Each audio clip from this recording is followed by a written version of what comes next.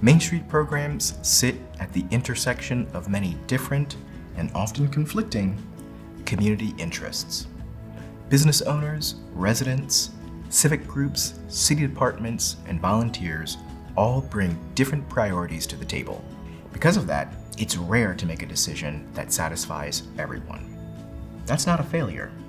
It's part of the job. In this video, we'll talk about how to navigate public perception, manage disagreement, and avoid overreacting when concerns are raised. You'll learn how to build long-term trust with your community, create a basic PR response framework, and help your board understand its role in supporting, not escalating, public engagement challenges. Why public perception matters. Even the most well-intentioned project can generate pushback. You might install a new signage, close a street for an event, or pursue a grant that comes with trade-offs. It's common for a few local critics to emerge, and it's natural to want to respond quickly or defensively. But perception doesn't need to become panic. Just because someone raises a concern doesn't mean there's a crisis. The more your organization accepts that not everyone will agree with every decision, the more confident and consistent your response can be. That mindset needs to be shared with your board. It's critical that board members understand their role is to support the Main Street manager in maintaining perspective, not to elevate every complaint into a full-blown issue that distracts from core work. Public perception matters, but managing it well requires patience, clarity, and trust in your process. Build relationships before there's a problem. Strong public perception starts with strong relationships.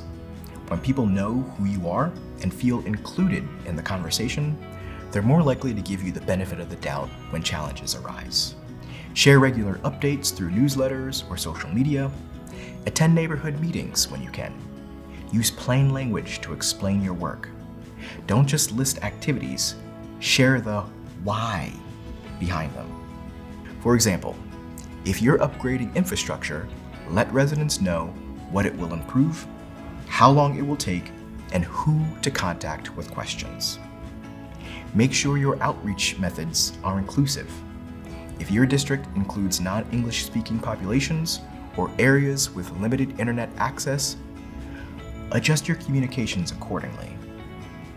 Equity in communication builds trust that goes beyond a single project.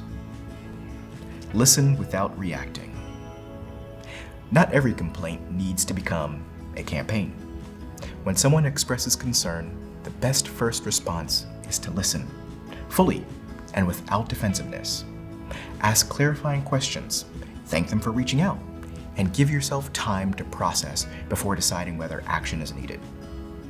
If the concern is valid, acknowledge it and take steps to improve. If it's based on misinformation, respond with clear facts, not blame. And if it's simply a difference in opinion, you can respect the perspective without changing course. A calm, grounded response sends a powerful message that your organization is focused on mission, not noise. Create a PR framework before you need it. When tension escalates or misinformation spreads quickly, it's easy to feel pressure to respond immediately. That's why it's essential to have a basic communication response framework in place before an issue arises. This framework should outline how your organization will respond to concerns, what rises to the level of public response, who signs off on a statement, when legal or PR counsel should be consulted, and what channels you'll use to communicate. It should also define internal roles. Who gathers facts, who coordinates messaging, and who communicates with partners or elected officials. Most importantly, trust the framework. Not every complaint is a crisis. Without a structure in place, your team risks spending disproportionate time managing issues that didn't need a full response to begin with. Having a shared, trusted process gives your organization room to respond thoughtfully, not reactively. Navigating public forums and online disagreement. Public meetings, neighborhood listservs, or comment threads can all become pressure points. Don't go in expecting everyone to agree with you. Instead, focus on preparation, consistency, and tone. Have talking points ready for major initiatives. Keep your message simple and rooted in community benefit. Acknowledge frustration if it's present, but avoid promising quick fixes. Sometimes, simply showing up, answering questions clearly, and committing to follow-up is enough to shift the tone. You don't need to win every argument. You need to demonstrate leadership. Rebuilding trust when something goes wrong. Mistakes happen. Projects stall. Communication breaks down. When that occurs, transparency is important, but so is staying grounded. If something went wrong, own it. Explain what happened, what you're doing to address it, and what steps will be taken to prevent it moving forward. Keep the explanation focused, solution-oriented, and brief. Then, shift the narrative back to the work ahead. Rebuilding trust takes time, but it's possible when your program continues to show up, follow through, and engage with integrity. In closing, Main Street organizations operate in complex environments. The reality is, not every decision will be universally liked, and that's okay. Your job is not to avoid disagreement. It's to stay transparent, listen with respect, and respond with purpose.